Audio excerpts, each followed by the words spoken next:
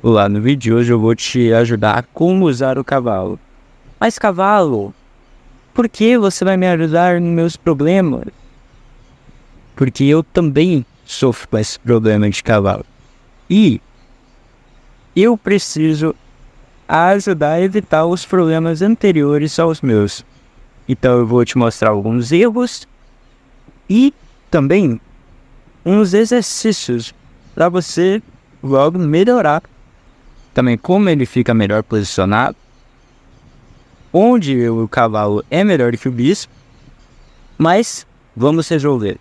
No meu vídeo anterior chamado Introdução, eu explico o que vai ser o canal. Esse é um canal de xadrez. Antes do vídeo começar, se inscreve e deixa o like. Primeiro de tudo, antes que o vídeo comece, o cavalo ele anda em L, em todas as direções. Esse é o cavalo. Primeiríssimo ponto. Cavalo no canto só traz desencanto.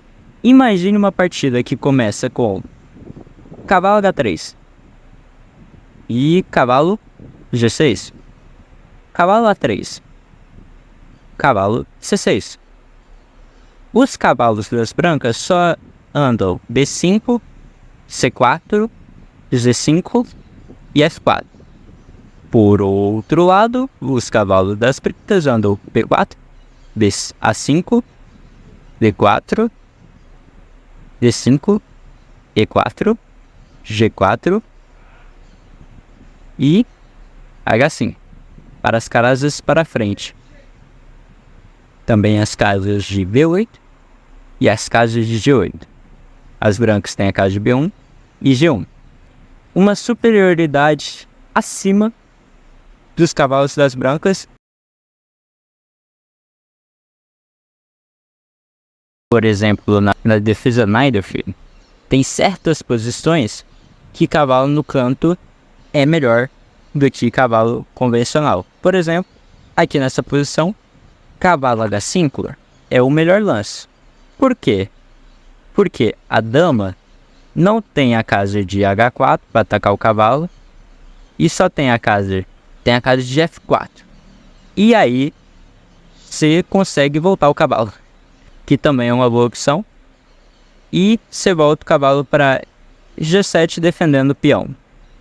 E aí você não toma mate e é um cavalo defensivo, por isso que é uma posição boa para deixar o cavalo no canto. Mas são poucas as vezes que o cavalo no canto é bom para a posição. Por exemplo, nesta posição, o rei e os dois cavalos estão na mesma posição inicial. Mas mesmo assim o cavalo está muito superior ao bispo. Se você analisar, o rei branco, para sair dessa casa, é a vez das brancas. Para sair dessa casa ele vai ter que ir para aí D1, C1, B1, A1, ou pode ir para A2, A3. E aí sim ele está solto. Para o bispo branco se movimentar já é impossível. Porque aí vai ter que acontecer isso aqui, ó. Bispo A3, bispo D6. Toma, toma, toma. Bastante peão para tomar. Até encontrar um jeito de conseguir tirar o bispo. Então esse bispo aqui já está impossível se as brancas defenderem essa estrutura. O rei é difícil de tirar. E o bispo já é impossível. O único bispo bom aqui é o bispo preto. Agora, diferente das brancas, existe o cavalo aqui nessa posição, que pode saltar tanto para as casas pretas, tanto para casas claras. Terceiro tópico: postos para o cavalo. Aqui vai existir postos defensivos e postos atacantes.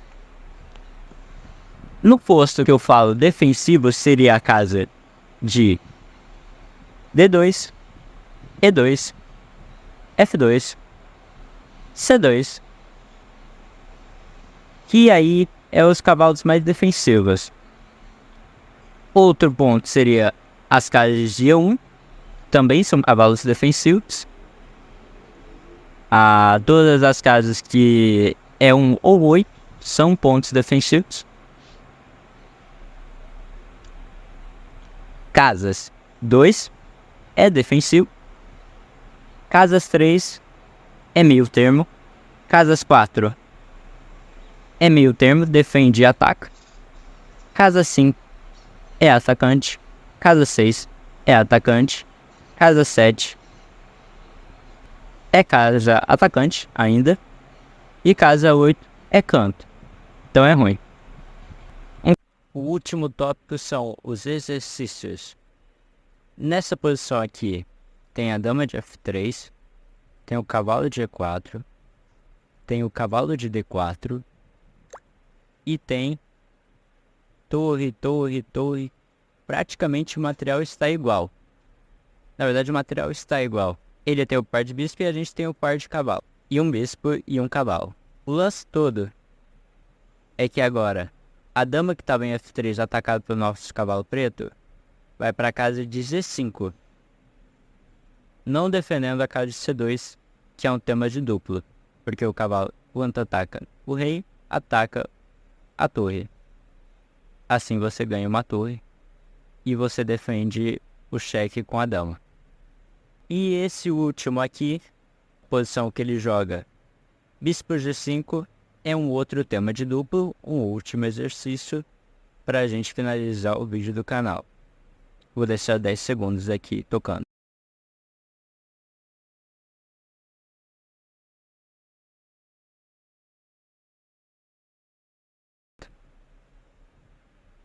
Terminou?